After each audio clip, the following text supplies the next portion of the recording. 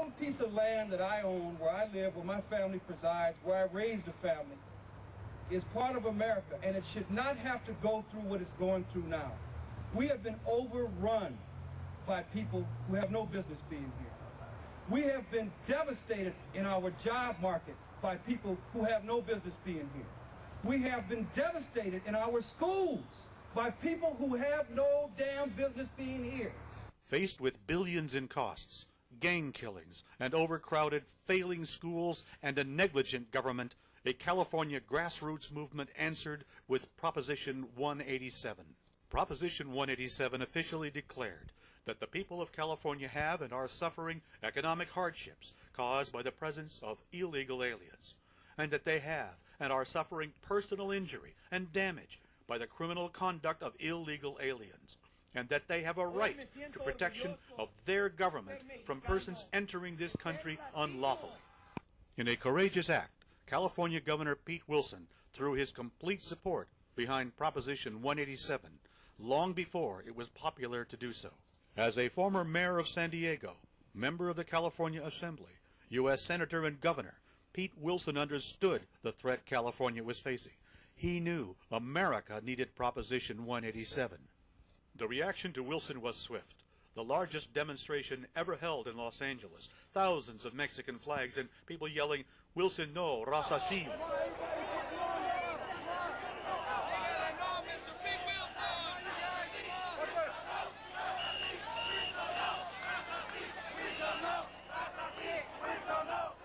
Despite vicious attacks by Mexicans and liberals, Wilson stuck to his guns and won in a political landslide. And 5 million Californians passed Proposition 187.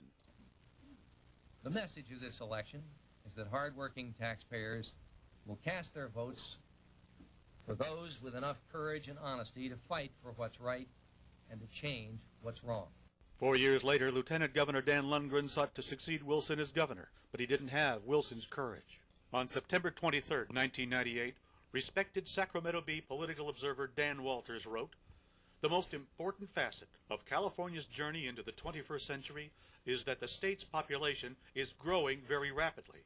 The 30 million Californians that the 1990 census counted will be nearly 35 million by 2000 and could reach 50 million by 2025, demographers agree. That growth, fueled largely by foreign immigration and an extraordinarily high birth rate, permeates every aspect of Californians' lives. It underlies traffic congestion, the state's educational dilemma, social tension, the convoluted housing market, water conflicts, local government angst, air quality, and economic transformation." Walters said that neither candidate, Dan Lundgren or Gray Davis, would talk about the terrible effects of immigration. Democrats are advocates of high levels of immigration. They opposed Proposition 187. The head of the California Democrat Party, Art Torres, is an anti-American, pro-Mexican racist. The Democrats picked Antonio Villaraigosa, a Mexican nationalist, as Speaker of the California Assembly. Some in California say the term Democrat leader and traitor are synonymous. But some ask, why would the Republicans walk away from the issues? Why wouldn't they speak the truth? Dan Lundgren could have told the voters that after Proposition 187 passed, the Mexican government moved swiftly to overcome this new resistance to their invasion by promoting dual citizenship so Mexicans could vote in the U.S. Dan Lundgren and the Republicans could have told the voters that this scheme was laid out in a Mexico City newspaper on March 27, 1995. It was a plan to defeat Pete Wilson and those who think like him. Jorge Bustamante, a leading Mexican intellectual, made it very clear. Dual citizenship was about conquest. This is just a partial translation. Quote, "Anyone who wants to defend the interests of Mexico wherever they reside should work to do so. To achieve that objective, we should make it easier for Mexicans to vote in U.S. elections." Unquote. Dan Lundgren should have told the voters that dual citizenship was an act of war by Mexico.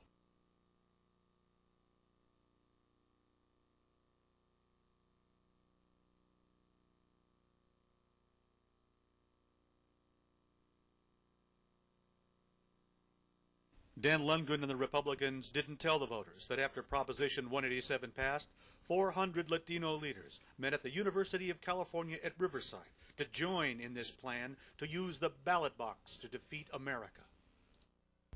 We need to concentrate and help those organizations like One Stop with Juan Jose Gutierrez and Hermandad Nacional Mexicana with Bert Corona, any organization that helps make citizens. Power is not given to you. You have to take it. Remember, 187 is the last gasp of white America in California. Dan Lundgren and the Republicans didn't tell the California voters that the head of the California Democratic Party had said that 187 was the last gasp of white America in California. But Voice of Citizens Together did.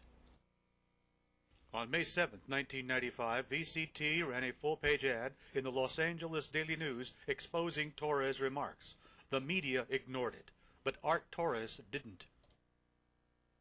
I thank you for being here, and I welcome you, Senator Art Torres, the chairman of the Democratic Party of California. Well, those are great numbers, man. Surprising. Yeah, really. ¡Que viva la raza! I love saying that because all the anti-immigrant groups always put out new messages and political ads whenever I say that, and I want to say to them, stop trying to send me back to a country I wasn't born in. Art Torres said Latinos had to make citizens. We need to concentrate and help those organizations like One Stop with Juan Jose Gutierrez and Hermandad Nacional Mexicana with Bert Corona, any organization that helps make citizens. But who are these organizations that the head of the California Democratic Party is advocating? Let's start with Hermandad Mexicana Nacional, the Mexican Brotherhood. The 1989 issue of Ethnic Orange County described Hermandad as, quote, an advocacy group for the rights of undocumented people, unquote, illegal aliens. It was founded by Bert Corona, a self-described Marxist-Leninist, according to the Los Angeles Times. It has received over $30 million in federal funds with the help of Robert Dornan. I want to know everything that Hermandad was involved with. Obviously, during the resolution, I believe when I describe Hermandad to you, it will be a slightly different organization than has already been explained. These people have violated the law. The federal and the state government has revoked their charters. They have taken money from them. These people were criminals. We're talking about people who were possibly implicated in crimes here. This Hermandad Mexicana Nacional, or whatever they call themselves, is one of the most corrupt organizations that has ever existed that is receiving federal money. And to see members tonight talk about racism is totally unjustified, and you should be ashamed of yourselves for doing that. One Stop Immigration, a huge citizenship factory headed by Juan Jose Gutierrez, with offices throughout the western United States. One Stop Immigration is non-stop invasion. Its logo is the 13-star flag. Many Americans see it as the beginning of their nation. Not One Stop Immigration, it sees it as the end. They plan to push us back to the original 13 colonies. How is your organization funded? Our organization, basically like most nonprofits, depends on government contracts. Mr. Gutierrez gets government contracts. So let's see where his loyalties lie. First, as our national anthem is played.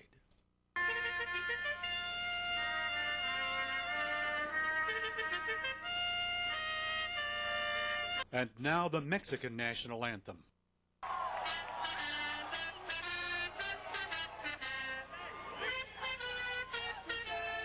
Here he is holding the mic for Ricky Sierra.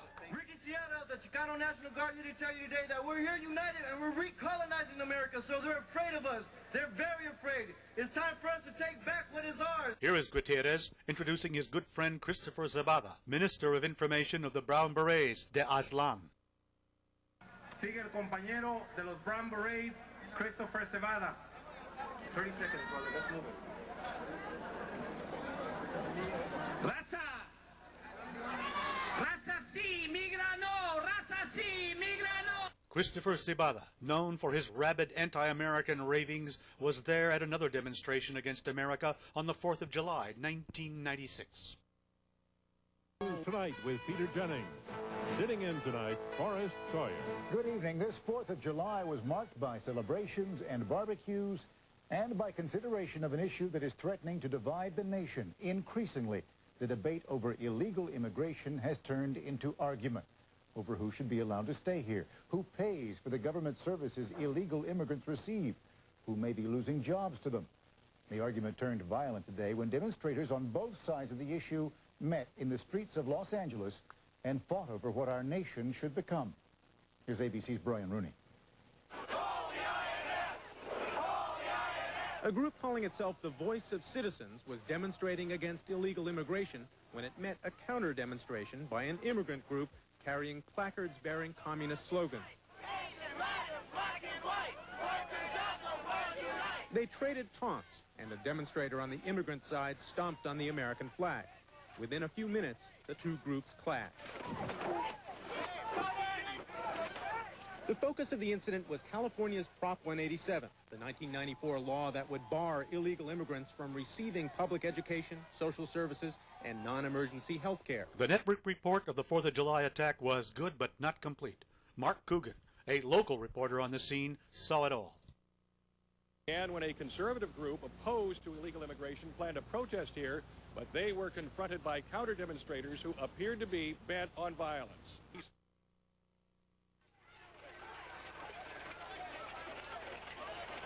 Americans who want an end to illegal immigration, or these communist revolutionaries? Who's going to look like the bad guy tonight? They attacked us. All we did was stand on a street corner in America and wave our own flag on July 4th. I guess that's a crime now in America. I was holding my flag. These people came across the street. I wasn't doing anything. I was just holding my flag. All at once, when I grabbed my flag, hit me over the head. Down, and the cops got intimidated. They left. I asked them, I said, what do you have, an argument or bricks? And they threw a, I got my answer in a couple seconds. Go back to Boston! Go back to the Plymouth Rock, you pilgrims!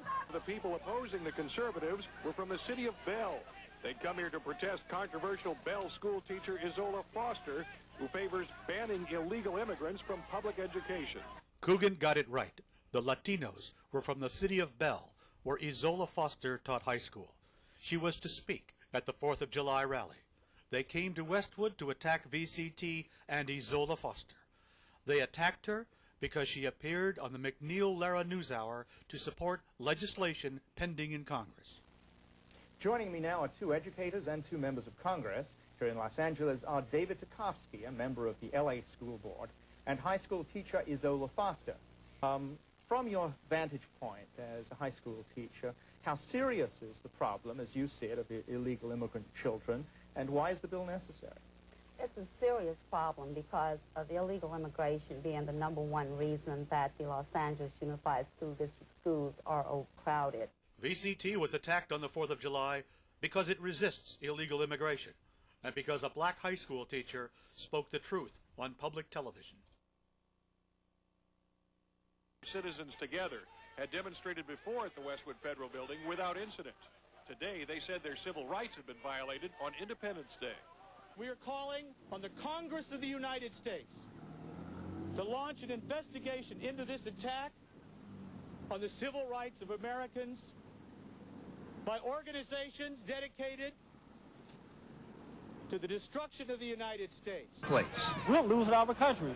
We have lost California to illegal alien. We have lost our public schools. We're losing everything. And now we'll fight them back, and we're not going to stop. Christopher Zabata on July 4th, 1996. We're here in Westwood. This is the 4th time we've been here in the last 2 months to show white Anglo-Saxon Protestant LA, the few of you who remain, that we are the majority, and we claim this land is ours. It's always been ours, and we're still here. And none of this talk about deporting. If anybody's going to be deported, it's going to be you. On October 12, 1997, Juan Jose Gutierrez led a march on Washington to demand amnesty for millions of Mexicans. They were led there by a band from the Mexican Army.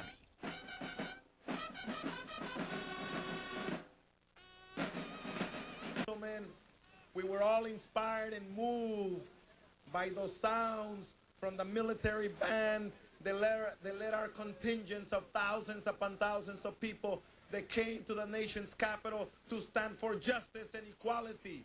One Stop Immigration is an anti-American, pro-Mexican organization dedicated to conquering the American Southwest, and we, the taxpayers, are paying for it. But Dan Lundgren didn't tell California voters. The Mexicans are seeking to take back the Southwest by outvoting Americans in their own elections.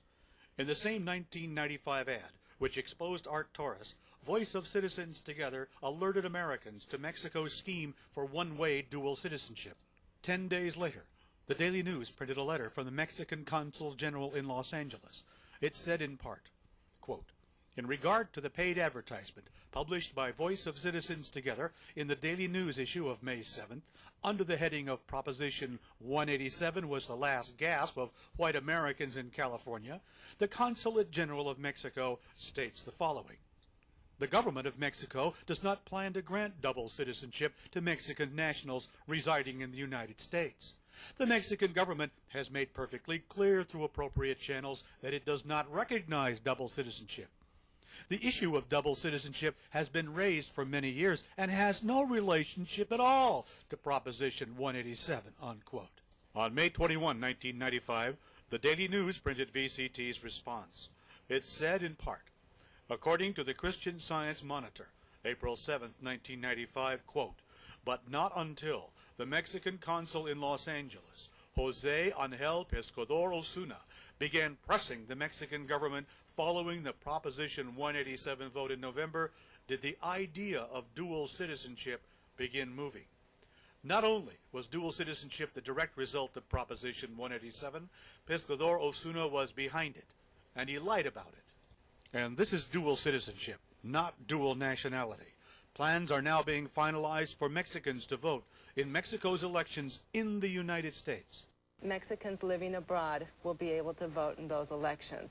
Candidates coming through California, there'll be paid advertisements. For the first time, we will actually see candidates campaigning here in the state of California. On the day of the election, they're going to open up polling places. It might be where the consulate's offices are. They might be mobile polling places, but people will be lining up to mark a ballot and depositing it here in California. On February 6, 1998, Pescador Osuna attended a conference on the Treaty of Guadalupe Hidalgo sponsored by the Southwestern School of Law.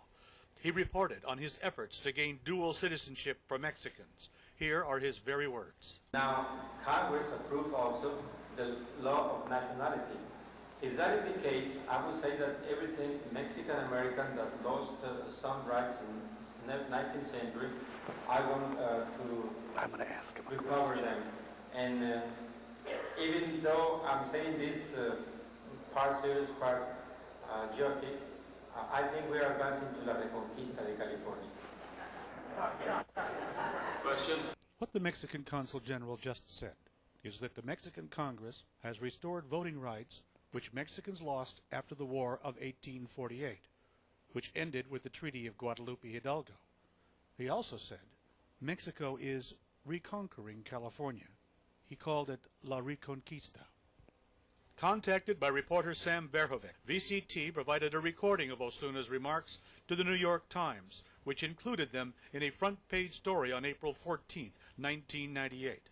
But Dan Lundgren didn't think it was important enough to tell California voters. On May 7, 1998, as the campaign for California governor was heating up, the California Coalition for Immigration Reform erected a billboard in Blythe, California at the Arizona border. It read, "Welcome to California, the illegal immigration state. Don't let this happen to your state." It made no mention of race, national origin, or ethnicity. There are over 2 million illegal aliens in California, far more than any other state. California is the illegal immigration state. Section 133 of the 1996 Illegal Immigration Control Act permits states to take an active role in immigration law enforcement. It says the Attorney General may enter into a written agreement with a state or any political subdivision of a state to perform the function of an immigration officer. The CCIR billboard included a toll-free telephone number Americans could call to learn about this new law and how they could protect their communities, just as Congress wanted them to. This lawful act by American citizens using their own money to encourage law enforcement was met with terrorist threats by Mario Obledo and the California Coalition of Hispanic Organizations. On June 4, 1998, the coalition, whose board members include former California Supreme Court Justice Cruz Reynoso, issued a press release announcing that they would attack the CCIR billboard on June 27, 1998. Obledo's threats made him an instant media celebrity. He appeared on a number of radio and television programs, and the story was covered extensively by the print media. An anti-immigration billboard is the subject of a hot debate right now over rights and wrongs. A Latino group protested the sign which calls California the illegal immigration state. One member of the group threatened to burn down the sign. But typically the approach people use was non-violent. You're talking about burning down a sign. Well, I'm talking about burning down the sign because the sign was so offensive that it needed burning. This, of course, is on a very small scale, but Mr. Mario Obledo, who does not like the sign, thinks the sign is racist, feels that he has the right not only to protest, which, of course, is his First Amendment right, but to take physical action and to burn up, blow up that sign. He's also apparently threatened two other advertisers who have signs nearby. The sign refers to illegal immigration, and that means in the state of California, Mexicans. And eventually, we're going to take over all the political institutions of California. In 5 years, the Hispanics are going to be the majority population of the state.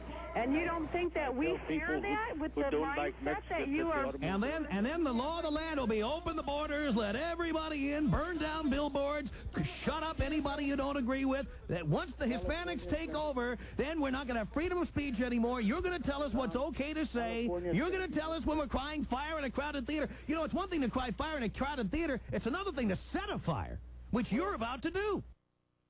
On June 24, 1998, Martin Media, the firm contracted by CCIR to erect the billboard, removed it, citing repeated threats against it and its customers. On November 7, 1998, the CCIR billboard was re-erected, this time in Arizona. Using the identical message used in Blythe, it was positioned to face traffic entering California. It lasted 1 week. The property owner, who had agreed to the placement, rescinded permission. He said he had received threats from Mexican gangsters, threats against himself and his family. These terrorist threats against our freedoms were ignored by Dan Lundgren. He could have told the voters that Mario Obledo was the co-founder of the Mexican-American Legal Defense and Education Fund, or MALDEF, and that he was awarded the Presidential Medal of Freedom in 1998, and that Hillary Clinton praised him after his terrorist threats, and that his opponent, Gray Davis, had once called Mario Obledo his hero, and that he refused to condemn his terrorist activities. Dan Lundgren lost the California governorship because he refused to confront the issues. He would not talk about immigration. He refused to condemn racist remarks by the head of the California Democrat Party. He refused to condemn corruption and voter fraud. He ignored radical anti-American subversives and threats against America by a foreign power. And he ignored terrorist threats against America's freedom of speech by close associates of his opponents. California voters know the difference between courage and capitulation.